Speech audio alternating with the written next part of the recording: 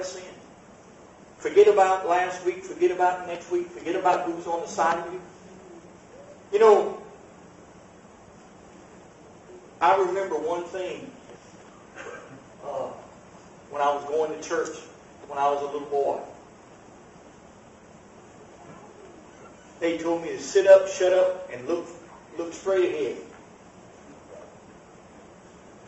Don't worry about who's on your right or on your left or who's behind you. Now, I'm a little kid. I mean, you know, as soon as they said that, I said, who's behind me?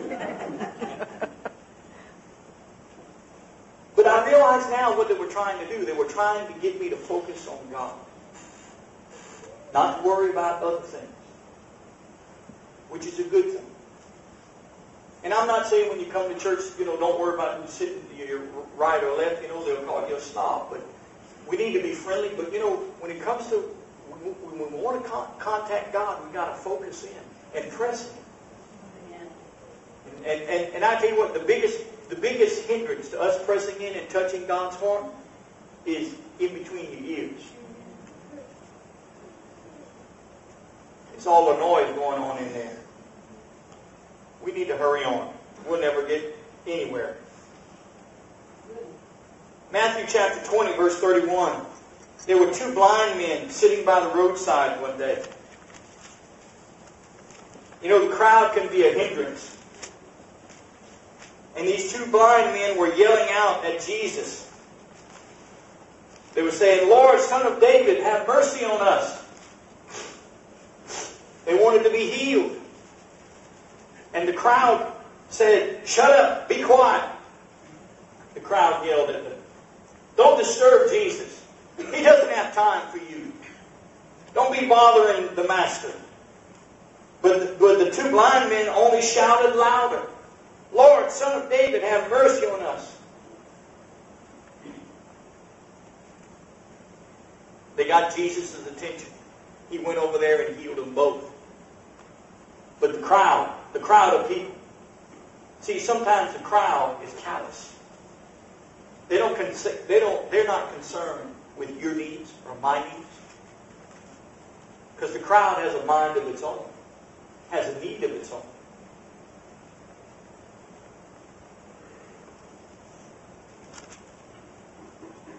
People do things when they're in a crowd that they won't do individually. They've noticed that, and they've done studies, and you can read about it on the internet. They've done studies about riots. How people have done things in a riot, since in a crowd of people, in a riot, that they would never do individually. But they were swept away with the emotions and the impact of the crowd. These people probably would have had compassion on these two. Some of these people probably would have had compassion on these two blind men if they saw them by themselves. But they were part of this crowd, and the crowd was callous. The crowd just wanted to be around Jesus, to be associated with Jesus. You know, there was a time in Jesus' ministry, about a year, that they call it the year of popularity, where Jesus was popular. Everybody wanted to be associated with Jesus. Everybody wanted to rub shoulders with Jesus. Everybody wanted to be part of his group. Be on the in crowd. Boy, that's a 60s terminology, huh? I'm in with the in crowd. I go where the in crowd goes. I know 90%.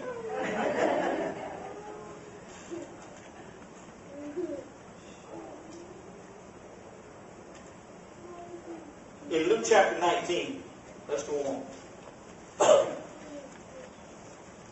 In Luke 19, let me just give you a couple more scriptures and we're going to close. There was a young man, a tax collector by the name of Zacchaeus, that wanted to see Jesus. But he was vertically challenged like me. He was short. And because of the crowd, they prevented him from seeing Jesus. He was trying, I imagine he was on the edge of the crowd trying to, jump trying to push his way through, but being short of stature and not very strong, as he couldn't get his way through to Jesus. It says Jesus entered and passed through Jericho. We're looking at Luke 19, verse 1. Verse 2, now behold, there was a man named Zacchaeus who was a chief tax collector, and he was rich. And he sought to see who Jesus was, but could not because of the crowd, for he was of short stature. So he ran ahead and he climbed up into a sycamore tree to see him, for he was going to pass that way. Zacchaeus was a wee little man. A wee little man was he. In the sycamore tree, but the Lord wanted to see him. And Jesus said, Come down. See, some of y'all remember y'all Zacchaeus song.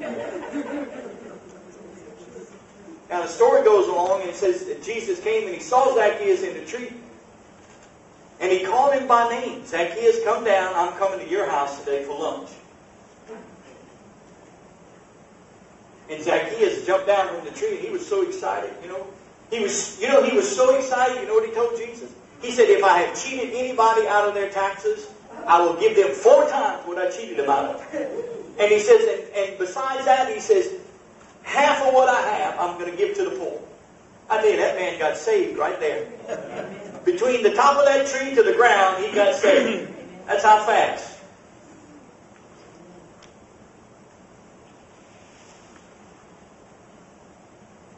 The crowd around Jesus, made up of disciples and people that were not disciples, hindered somebody from seeing Jesus.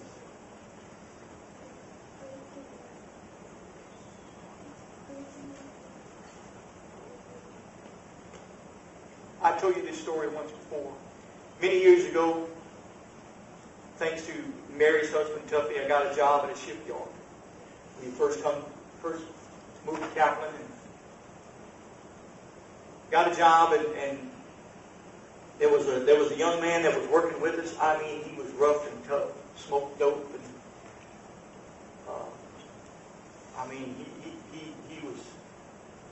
he looked as rough as he was, I guess, and he was big.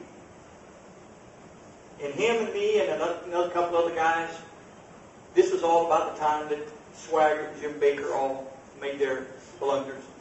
And boy, he got to lambasting preachers, and saying this, that, and the other about preachers. They no good, they in it for the money, and blah, blah, blah, blah, and all. And, some of what he said was true about what he heard on the radio and TV and all that stuff, And I looked at him and I said, sir, that may be true about them. I said, I agree. And they did wrong. But I said, that's not true about this preacher. And boy, he didn't have anything else to say. That was it. And we went on our way, with our work. Let it not be said. And hey, and I'm not perfect. All you got to do is ask truth. Especially when I get on drugs. Pain medicine especially. She says I get mean. I don't believe it, but I have never seen me mean. in your own mind. But I'm not perfect, and I know neither are you. But, would to God that I would never, that you and I would never stand in the way of someone seeing Jesus. Amen. That it was because of me. I tell you what helps me overcome temptation is several things. Real things. One is that lady in yellow over there. 2 is my family. 3 is my church. And 4 is those lost people out there. You think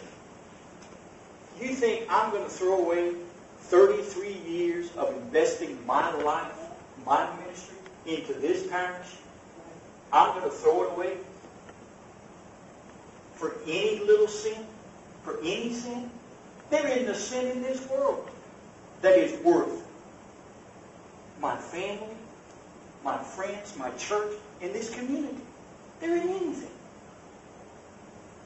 See, we need to look at ourselves in that light. Hey, I don't want, one day somebody to point their finger at me and say, I didn't go to church, or I didn't read the Bible, or I didn't find Jesus because of him, of what he did. Let's not stand in the way of people seeing Jesus, no matter how short they are. Let me close with one last thing here.